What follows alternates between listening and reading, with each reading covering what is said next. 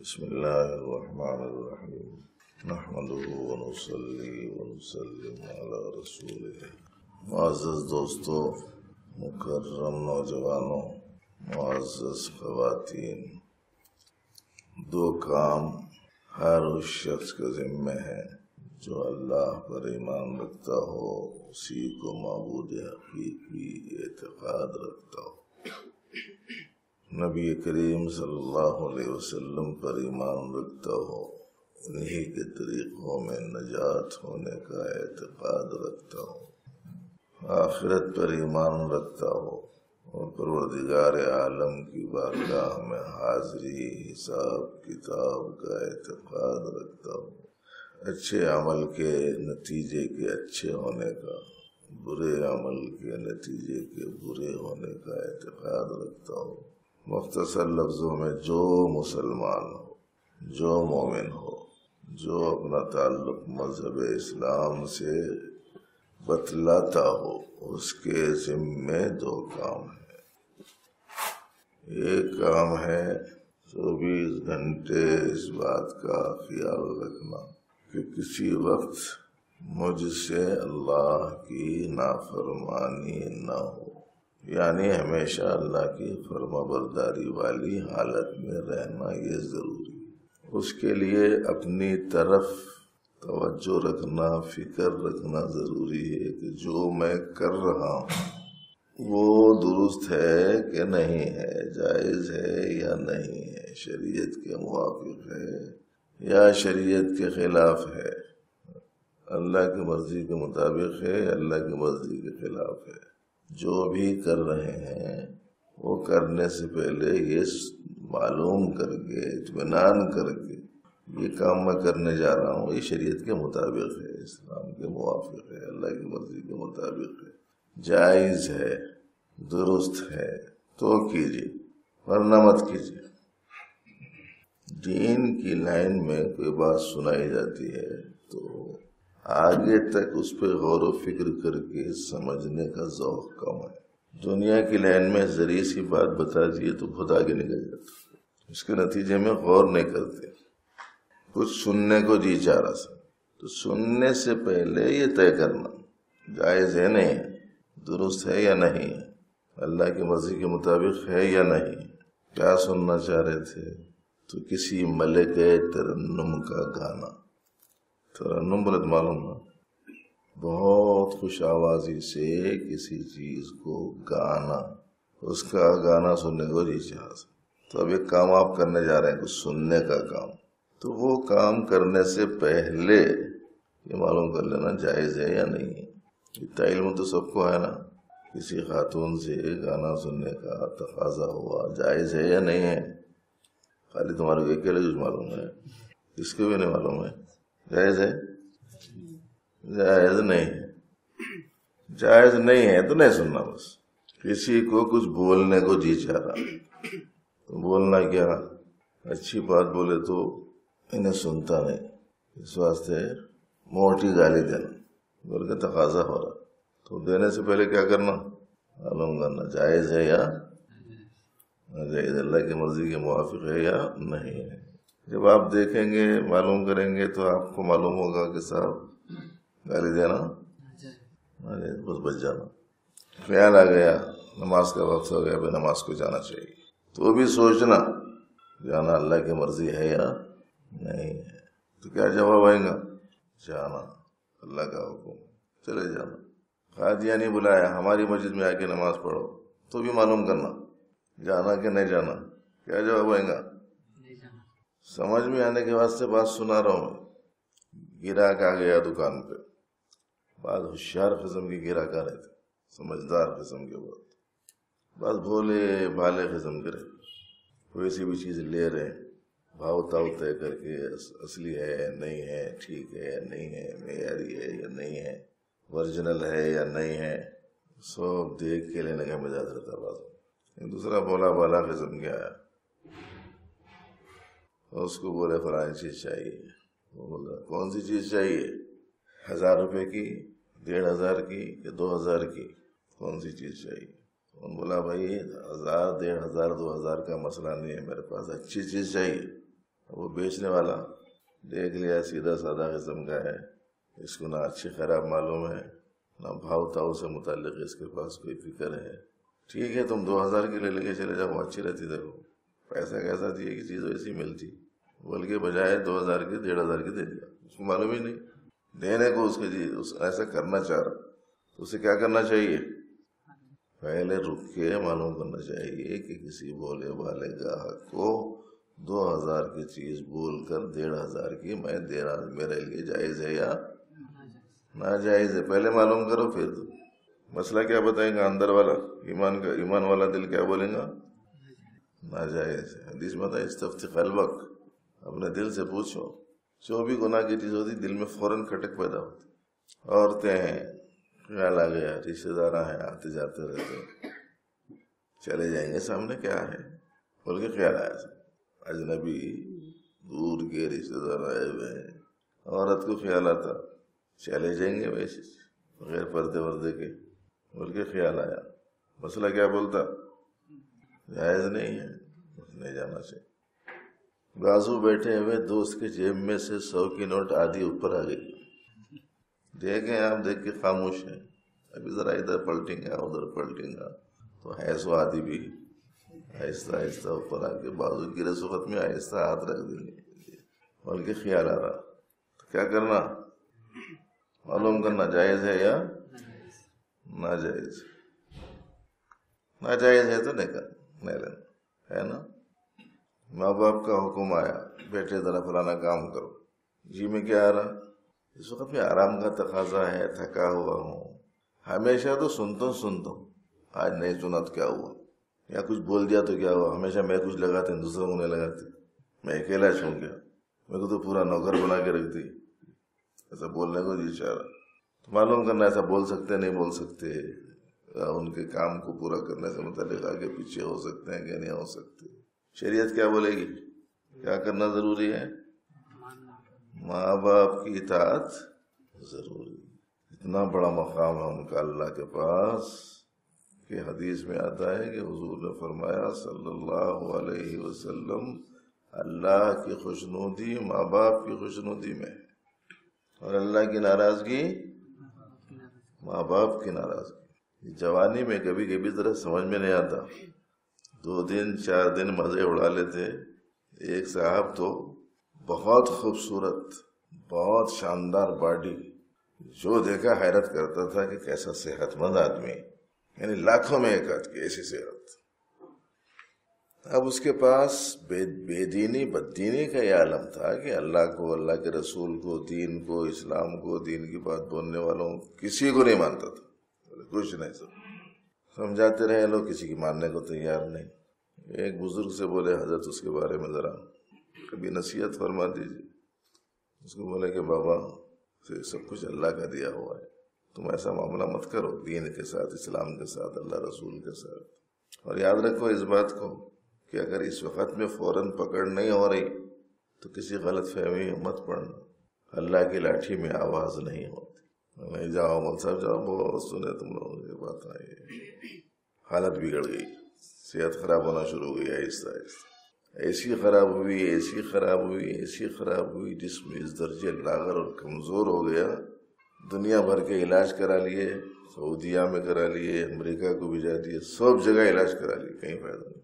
اور کوئی دیکھے تو اتنا تغیر آیا اس کے جسم میں کہ پہچان نہیں سکتے کہ فلانا آدمی. کسی نے کہا کہ میاں ایسا کرو کہ اب سب جواب دے چکے، ڈاکٹر حکیمہ دوائیاں سب دوائیں جواب دے چکے. تم ایک دل میں نیت کر لو، اے اللہ اگر آپ مجھے صحت دے دیں تو میں حج کروں گا، بیت اللہ کو جا کروں گا. سب ٹھیک ہے، اسے نیت کر لی. جب مرنے کا ٹائم آیا تو بولے ایسا سننا شروع کر، اور رہنے تک سمجھ میں نہیں آتا. اس واسطے غلط فہمی مبتلا مت رہنا ہے. جوانی کا جوش، جوانی کے خون کی گرمی، بازوؤں کی زری قوت، جی اچھوں کا جی غرور خاک میں مل چکا، پہلوانوں کی کمر توڑ کر رکھ دیتا ہے آخری وقت. بالکل بے بس مجبور سا ہو جاتا ہے. پھر آدمی سمجھ میں آنے لگتا ہے کہ واقعی تو میں کچھ نہیں تھا. یہ وقتی طور پر کسی خوش فہمی میں مبتلا مت رہنا. تو حکم ہے بڑوں کے ساتھ ادب کا معاملہ کرو، ادب کرو، بڑوں کے ساتھ بے ادبی مت کرو تو مت کرو. آج کل یہ دین سے محرومی اور اسلام کی حقیقت سے محرومی بد اخلاقی پیدا ہونے کی بنیادی وجوہات میں سے ایک وجہ یہ بڑوں کا اکرام و احترام نکل جانا ہے. اور جو ایسے بعض فرقے ہیں جن میں بڑوں کا ادب نہیں ہے، آپ دیکھیں گے ان سے بڑا بد اخلاق بھی کوئی دوسرا نہیں. یہ بد اخلاقی جو ہے وہ بہت محرومی کا سبب ہے. تو ایک کام ہے بھائیوں کا، بہنوں کا، جوانوں کا، بوڑھوں کا، جو بھی اپنے آپ کو مسلمان و مومن سمجھتا ہے، پہلا کام کیا ہے؟ 24 گھنٹے آپ جو بھی کر رہے ہیں، کرنے سے پہلے ہمارے حضرت صوفی صاحب رحمۃ اللہ علیہ کی تاکید تھی، فرماتے تھے کہ پہلے رکو، پھر معلوم کرو جائز ہے یا نہیں، پھر اس کے بعد میں اس کے مطابق عمل کرو. ہمارے حضرت صوفی صاحب رحمۃ اللہ علیہ کے بعض مریدان دعوتوں میں بھی چلے گئے، دسترخوان پہ بیٹھے تو لوگ شروع کر کے پو کھانا بھی کھا لیتے تھے، وہ لوگ شروع نہیں کرتے تھے. کیا ہوا جی خالی بیٹھے ہوئے ہیں؟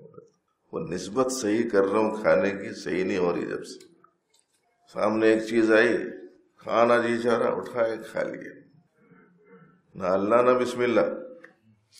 کیا دعا پڑھ رہے ہیں؟ بہت چیزیں دکھے تو کیا کھاؤں کیا نہ کھاؤں، کس سے شروع کروں کس سے نہ شروع کروں. یہ کھانے کی دعا ہے. کہتے ہیں کہ نہیں، ایک حکم ہوتا ہے نفس کا کھا، ایک حکم ہے رب کا، رب تعالیٰ کا کہ کھاؤ. اپنے نفس کے حکم کی نسبت کو توڑ کر رب تعالیٰ کے حکم کی نسبت کو جوڑ کر پھر بسم اللہ کہہ کے کھانا چاہیے. اسی کو فرمایا جو کام بھی کرو وہ برائے خدا کرو، نیت ہر ایک کام میں رب کی رضا کرو، اللہ کو خوش کرنے کے لیے کرو. دوسرا جو کام ہے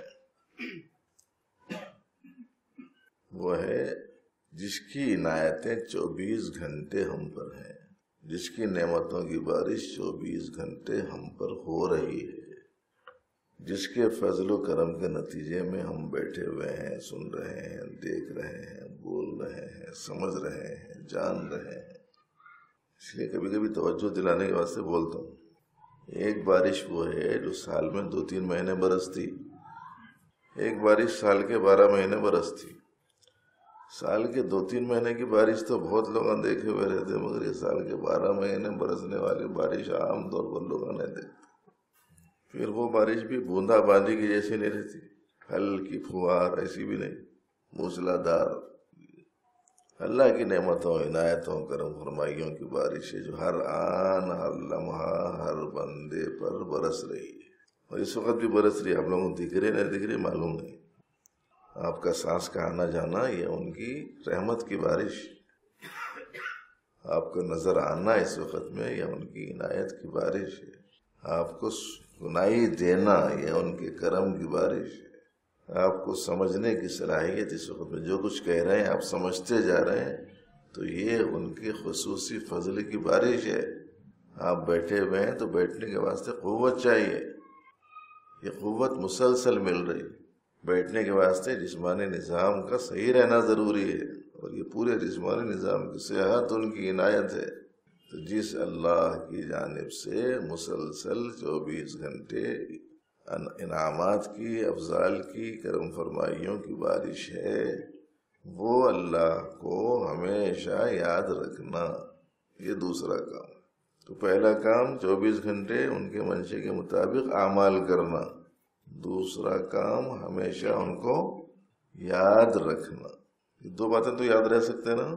40 دن تک اس پر عمل کر کے آگے پھر بولو.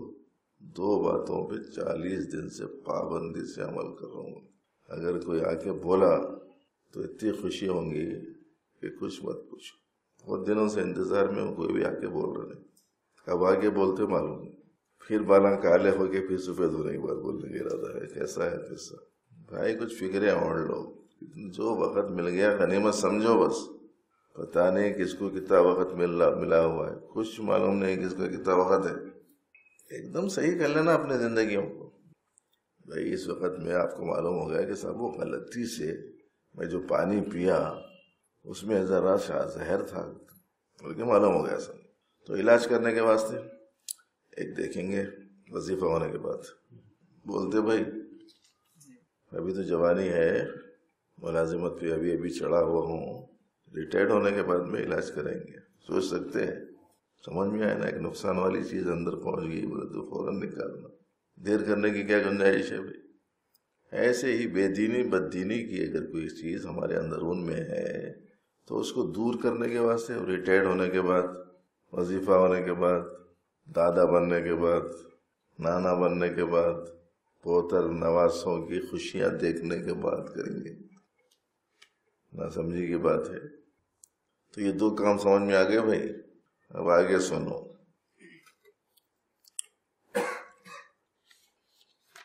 حضرت مولانا محمد یوسف صاحب رحمۃ اللہ علیہ سے ایک مرتبہ ایک صاحب نے فرمایا کہ حضرت مجھے کچھ پڑھنے کو بتا دیں، یعنی کچھ ذکر وغیرہ بتائیں. تو فوراً فرمایا جاؤ مولوی انعام سے پوچھ لو. مولوی انعام کو جانتے نا؟ ان کے حق میں وہ مولوی انعام تھے، ہمارے حق میں مولانا انعام الحسن. جنہوں نے پوچھا تھا وہ کہتے ہیں میں حاضر خدمت ہوا اور سلام کے بعد اپنا مدعا عرض کیا اور کہا حضرت جی نے اس مقصد کے لیے بھیجا ہے. اس پر آپ نے میری طرف ایک نظر بھر کر دیکھا. کس نے؟ حاضر ہے نہیں معلوم کرنے کے لیے ذرا پوچھ لے رہا ہوں. کبھی کبھی یہاں دکھتے رہتے نہیں ہیں، وہ پریشانی رہتی بعض لوگوں سے. اس پر آپ نے میری طرف ایک نظر بھر کر دیکھا اور فرمایا تم تو بیمار آدمی ہو. مجھے آپ کی زبان سے یہ سن کر بڑا تعجب ہوا، کیونکہ میں یقیناً اس وقت بیمار تھا اور اس بیماری کا کسی کو علم بھی نہیں تھا. پھر میں نے اصرار کیا کہ مجھے کچھ ذکر سکھا دیجیے. تو فرمایا 4 زانوں بیٹھو. 4 زانوں بٹھا دیے. میں بیٹھا تو حضرت نے میرے بائیں گھٹنے کی رگ کو ذرا باہر نکلوا کر اور اپنے دونوں ہاتھوں سے میرے دائیں پیر کے انگوٹھے اور اس کے برابر کی انگلی کو کھول کر اس میں وہ رگ پکڑوا دی. اس کو رگ کیماس کہتے ہیں. پھر نفی اور اثبات تلقین کر کے، یعنی لا الہ الا اللہ، یہ نفی اور اثبات کہلاتا ہے. اس میں ذات 400 مرتبہ اللہ اللہ بتلایا. بہت سے ساتھی ہیں، ان لوگوں کو ذہن میں رکھنا چاہیے کہ ذکر کی بڑی اہمیت ہے. خاص طور سے یہ طریقہ رگے کی ماس پکڑ کر ذکر کرنے کا طریقہ چشتیہ میں رائج ہے. کبھی کبھی ہمارے حضرت بھی فرماتے تھے کہ اس میں خیالات کو ایک جگہ قائم رکھنے میں مدد ملتی ہے، انتشار ذہنی سے محفوظ رہتا. آپ کے ایک مسترشد نے، یعنی آپ سے رہبری لینے والے ایک تلمیذ نے نظام الدین کے قیام میں زبانی طریقے ذکر معلوم کیا اور پھر اپنے وطن پہنچ کر تحریری طور پر دریافت کیا. تو مندرجہ ذیل الفاظ میں آپ نے اس کی تفصیل لکھ کر بھیجی. یہ میں اس لیے سنا رہا ہوں کہ آپ حضرات کو ذکر کرنا ہے. اکثر لوگوں کو 12 تسبیح کا ذکر دیا گیا ہے اور اس سے پہلے بھی باقاعدہ اس کی وضاحت کی جا چکی ہے، اور بلکہ بعض لوگوں کو لکھ کر بھی اس سے پہلے حوالے کیا گیا مگر بھول جاتے رہتے. تو آپ نے یہ تفصیل لکھی. جو آپ نے لکھا خط ملا، حال معلوم ہو کر مسرت ہوئی. اللہ رب العزت استقامت کی توفیق مرحمت فرمائے.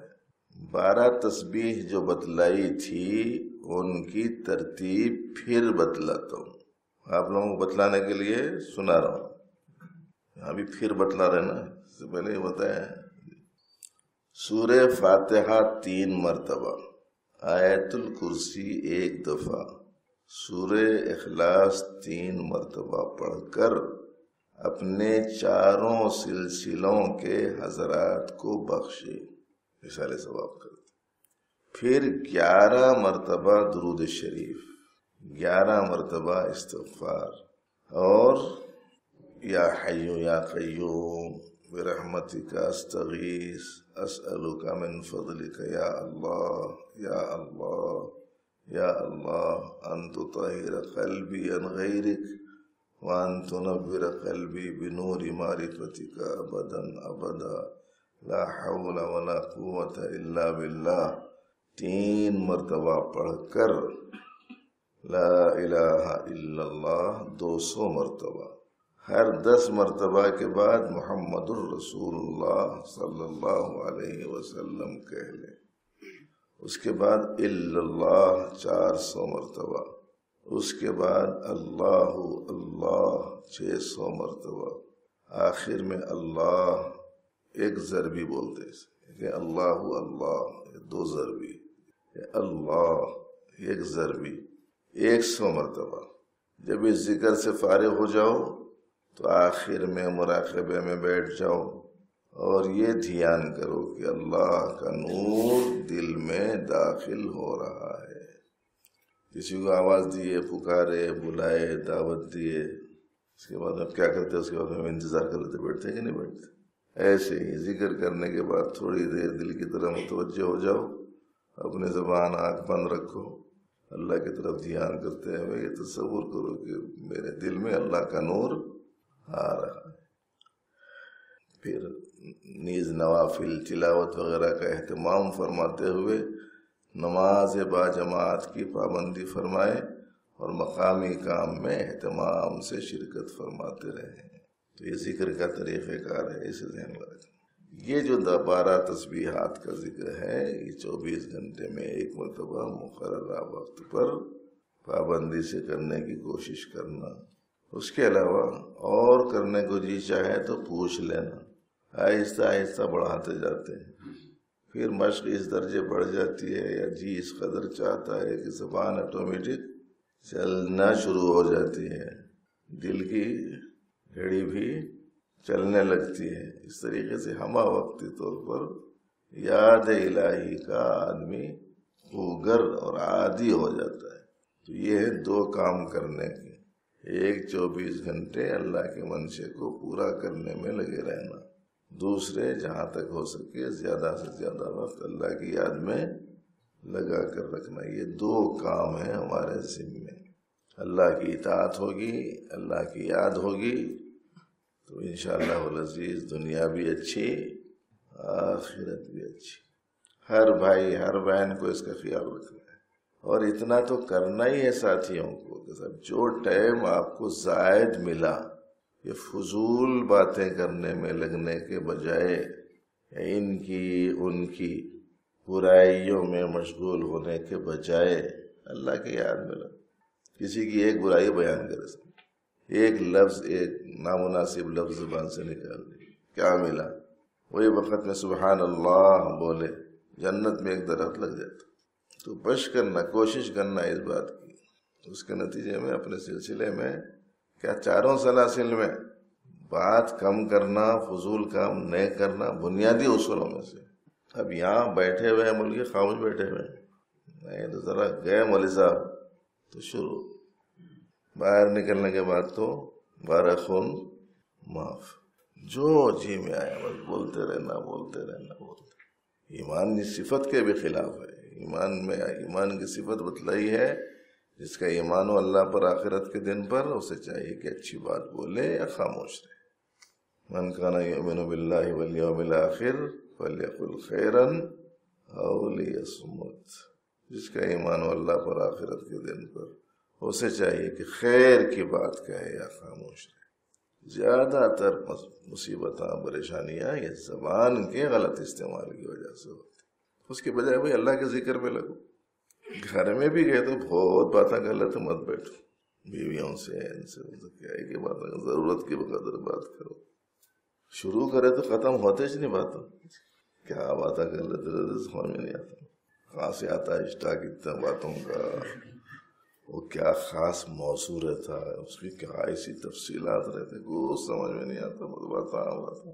اس کے بجائے ذکر کرو، کثرت سے اللہ کو یاد کرو، قرآن پاک کی تلاوت کرو، درود شریف پڑھو۔ خاص طور سے جمعہ کے دن تو درود شریف کی خوب کثرت کرنی چاہیے۔ جنہوں نے سورہ کہف کی تلاوت کر لی ہے، بہت اچھا ہے. یہ انہوں نے نہیں کی ہے، تھوڑا سا وقت باقی رہ گیا، اس میں تلاوت سورہ کہف کی کر لو. اور موجودہ زمانے میں تو فتنے بہت اٹھ رہے ہیں، خاص طور سے بہت اہتمام سے سورہ کہف کی تلاوت ہر جمعہ کر لینا چاہیے. دین ایمان پر ڈاکہ ڈالنے والے چاروں طرف ڈاکو پھیل گئے اس وقت مختلف ناموں سے. ہزاروں کی متاع ایمان لٹ رہی ہے اس وقت، ہزاروں لوگ دین سے مرتد ہو جا رہے ہیں. ہمارے بھائی چھوٹے چھوٹے مسئلوں میں الجھے ہوئے ہیں. 70% ہندوستان کی آبادی مشرک ہے، ان کی کوئی فکر نہیں. 30% مسلمانوں میں 95% لوگ بے دین ہیں، بے نمازی ہیں، بے علم ہیں، ان کی کوئی فکر نہیں. 4% 5% لوگ ذرا دین سے وابستہ ہیں، بس ان کو بھی الجھا کے دین سے ہٹانے کے چکر میں لگے. خدمت کرنا ہے تو وہ 70% میں کیوں نہیں جاتے، وہ 95% میں کیوں نہیں جاتے. کوئی آ کے نمازیں شروع کر دیا تو خلل ڈالنا شروع کر دیا. معلوم ایسا ہوتا ہے کہ جیسے اس وقت میں مسلمانوں میں کہ 95% طلباء پڑھتے نہیں ہیں دینی تعلیم، جو پڑھتے ہیں ان میں کی اکثریت عصری تعلیم میں ہے. سرکاری مدرسے پورے سو رہے ہیں، ڈیسکا نہیں ہے، ٹیچرہ نہیں ہے، کتابہ نہیں ہے، تعلیم برابر نہیں ہے، کچھ بھی نہیں ہے. نہیں ہم لوگ مسلمانوں کی ہمدردی میں دینی مدرسوں کو ایڈ دے کے وہاں کی عصری تعلیمی نظام دونوں سے بچوں کو ہمارا راستہ کرنا چاہ رہے. اتنی ہمدردی ہے تو پہلے وہ 95 بچوں کو کرو نا. معلوم ہوا کہ کچھ ہے مسئلہ ٹیڑھا. جیسے 70% کی طرف توجہ نہیں، 95% کی طرف توجہ نہیں، جو 4-5% ہے ان کی طرف توجہ حکومتیں کرنے لگ گئی ہیں. تو معلوم یہ ہوا کہ ان کا جو منشا ہے وہ یہ جو راسا دین ہے اس کو ختم کرنے کی کیا صورت ہو سکتی ہے. وہی قصہ یہ مختلف تنظیموں کا بھی ہے. یہ پبلک کو کوئی نہیں کرتا، یہ تھوڑا بہت جو دین سے لگاؤ رکھنے والے لوگ ہیں نا، بس ان کو آ کے ٹارچر کرنا، اس میں لگ گئی پبلک. تو اس وقت میں بڑی یورش ہے، بڑی یلغار ہے فتنوں کی. ایسی صورت میں دین ایمان کا محفوظ رکھنا ایک بڑا مسئلہ ہے. اس لیے ہر جمعہ کو سورہ کہف کا اہتمام اور خوب اللہ کے ذکر کی کثرت کی. جب ذکر اللہ زیادہ ہوتا ہے تو شیطان پاس نہیں آتا. لطیفہ سنے تھے ہم، حضرت سیدنا سلیمان علیہ السلام کے زمانے میں مچھر آ کے شکایت کرا، حضرت یہ ہوا جو ہے نا میرے کو اپنی غذا لینے نہ دیتی، کہیں بھی بیٹھا لینے کے واسطے غذا اپنی، تو یہ آ کے میرے کو وہاں سے اڑا دیتی. ہوا کی شکایت کرتی. تو ایک طرف کی بات سنے تو دوسری طرف کی بھی تو سننا نا. وہ اچھا ٹھیک ہے بیٹھو، تمہارے فریق مخالف کو بلاتا ہوں.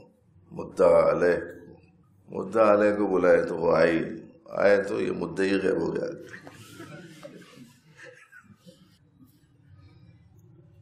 مدعی غیب ہوا تو پھر ایک ہی فریق رہ گیا. ارے بھائی پھر کیسا، اس کو واپس کرے، اس کو واپس کر کے اس کو بلایا تو ان آیا. تو بولے تمہارے فریق مخالف کو بلایا تھا میں مدعا علیہ کو، پھر تم کیوں چلے گئے، تم کیوں نہیں رہے؟ تو بولے صاحب قصہ ہے ہی ایسا، انہیں آئی تو میں رہ ہی نہیں سکتا. اس کو بیان کر کے ہمارے بزرگوں نے، علماء نے بتایا کہ دیکھو اس وقت میں یہ جتنے شیطانی طاغوتی قوتیں ہیں ہم پر حملہ آور ہیں، ان کو اپنے پاس سے دور بھگانے کے واسطے اللہ کا ذکر کرنا. جہاں اللہ کا ذکر ہوگا یہ شیطان وہاں سے رفو چکر ہو جائے گا. ذکر کی کثرت 24 گھنٹے ہمیشہ کوئی نہ کوئی ذکر میں لگو. درود شریف بہترین ذکر ہے، صوم کلمہ شاندار ذکر ہے، بہت بڑی حقیقت ہے. سبحان اللہ الحمدللہ کی پوری معرفت ہے. وہ 12 تسبیح ہے. قرآن پاک کی تلاوت تو اتنا بہترین مشغلہ ہے کہ اس سے جتنی نزدیکی بندے کو اللہ کی ملتی ہے کسی دوسری چیز سے نہیں ملتی. استغفار ہے، غلطیاں گناہ تو کرتے ہی رہتے، صبح میں شام میں ایک تسبیح کم از کم. اس کی موقع مل جائے، کوئی اچھی بات پکی بات یاد ہو، کسی سے بات کرنے کا مرحلہ ہو تو اچھی بات بولو، نیکی کی بات بتاؤ، ٹھیک ہے. بس بھائی آج اتنا ہی سبق. تعالیٰ جل شانہ سے علم و عمل کی ہم سب کو توفیق عطا فرمائے. اللهم اغفر لنا ذنوبنا وكفر عنا سيئاتنا وتوفنا مع الأبرار. ربنا آت نفوسنا تقواها وزكها أنت خير من زكاها أنت وليها ومولاها. وصل وسلم وبارك على سيد المرسلين والحمد لله.